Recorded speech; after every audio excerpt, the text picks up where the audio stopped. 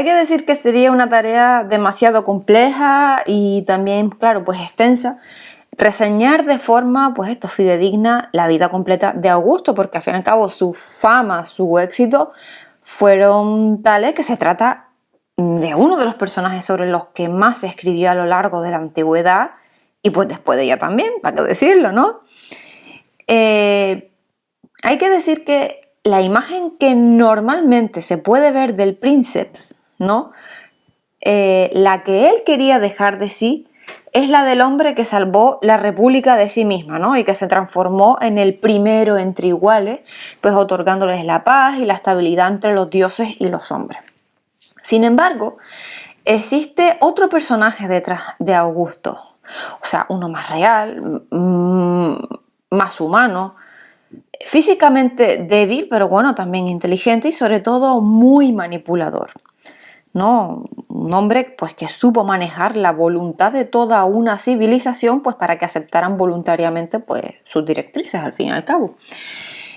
Esta es la historia de cómo un solo hombre consiguió hacer que toda Roma se pusiera por voluntad propia a sus pies, ¿vale? Nació el 23 de septiembre del año 63 a.C., en Roma, claro, concretamente en una de las laderas del Monte Palatino, y a los 9 días recibió el nombre de Cayo Octavio Turino. ¿Qué pasa? Que el joven Octavio pasó su infancia en Velletri, la tierra de su padre, pues lejos del bullicio de la ciudad de Roma, que pasaba pues por momentos, hay que decir, muy turbulentos en aquellos años. Cuando su padre murió, teniendo él 4 años, fue criado por su abuela, Julia la Menor, hermana mayor de Cayo Julio César, que aquel año pues acababa de conseguir su primer consulado gracias a la influencia y el apoyo de Pompeyo y Craso, ¿no? Que eran sus compañeros en la alianza privada que conocemos como el primer triunvirato. Octavio creció, claro, ajeno a los desmanes políticos con los que era vapuleada la república, se formó pues para ser un buen orador, político y aristócrata en el futuro, como se esperaba de él.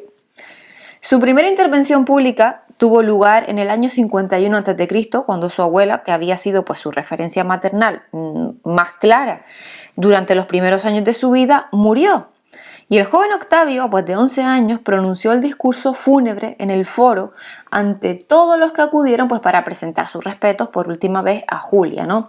Siendo felicitado y elogiado pues por familiares y amigos. A las pocas semanas de cumplir los 15 años, un 18 de octubre del año 48 a.C., abandonó su bulla, no la bula, y aceptó pues la toga viril como símbolo pues de su paso ya a la edad adulta, y poquito después entró a formar parte del Collegium Pontificum, ¿no? Convirtiéndose en un importante sacerdote.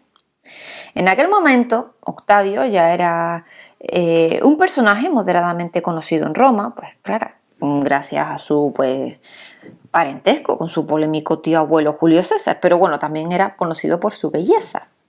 De él se decía que era muy atractivo, de facciones proporcionadas, y a pesar de que nunca se preocupó demasiado pues por así calarse, siempre despertó esa cierta fascinación, ¿no?, en quienes le miraban. Y con todo ello, pues el propio César se fijó en él y tal vez reconoció pronto el potencial que Octavio iba a desarrollar en los años siguientes.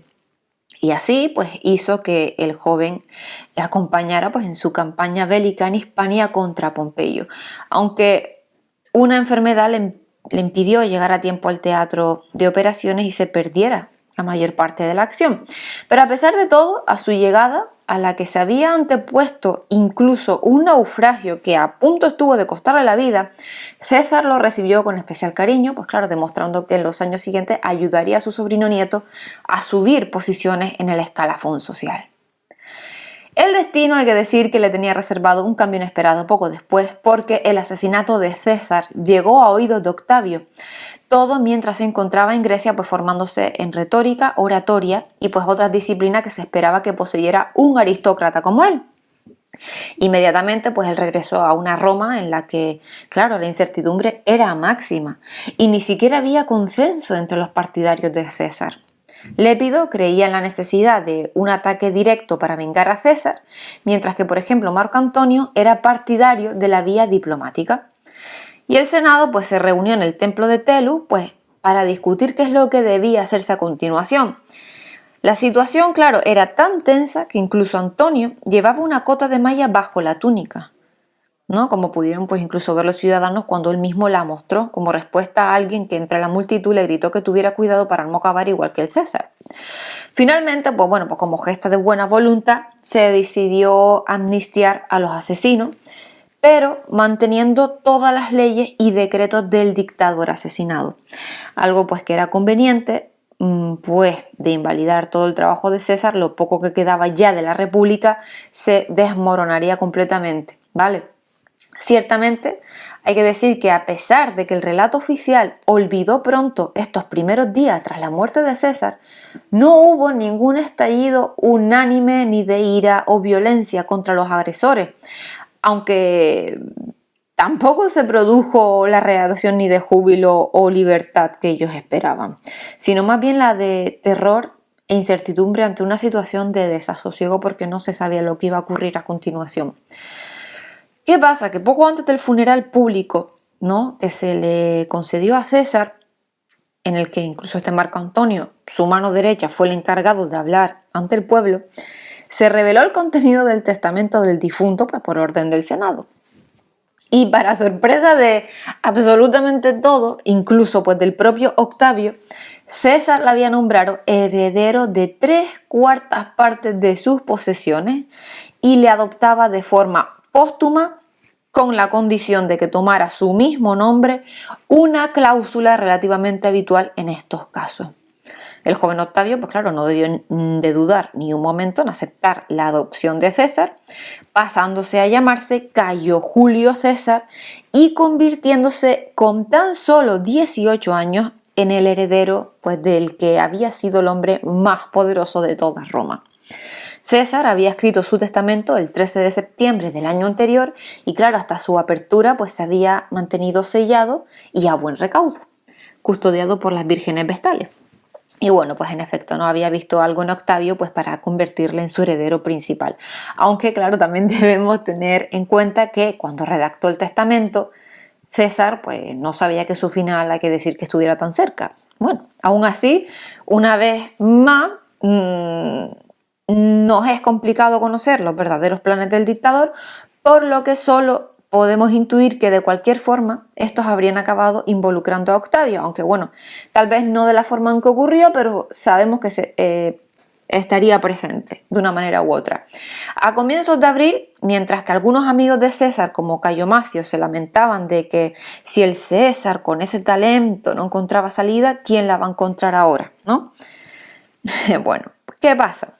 Que cuando llegó Octavio a Roma pidiendo audiencia con el cónsul Marco Antonio para comenzar a transferir y gestionar la herencia que le correspondía, pues claro, este era un asunto que Antonio no tenía demasiadas ganas de tratar, puesto que estaba más preocupado por atender todas las peticiones que tenía y por alzar su propia carrera antes que la de un chaval ahí sin experiencia ninguna. La cosa es que aquel chaval no era un chaval corriente, ni siquiera era ya Octavio, sino era ya Cayo Julio César. O sea, tan comprometido estaba con la herencia de su tío abuelo que ni siquiera conservó el agnomen Octavianus, ¿no?, que hacía referencia a sus orígenes. Aunque tiempo después sus enemigos se esforzaron en llamarle Octaviano y no César como forma de legitimarle, recordándole la que había sido su verdadera familia. En la historiografía moderna, cuando hablamos de Augusto entre los años 44 y 27 a.C., para referirnos a él y como forma de no confundirle con Julio César, continuamos empleando pues el nombre que él siempre despreció, ¿vale? Pero bueno, se convirtió en Cayo Julio César, siendo Octavio. Bueno, nada, espero que les haya gustado y es como pues dije al principio. La historia pues de Augusto es demasiado compleja y extensa para hacerlo pues en tan poquitos minutos. Pero bueno, esto como siempre he dicho yo, pues son resúmenes pequeñitos y nada, bueno, espero que les haya gustado y volveremos con más. Hasta luego.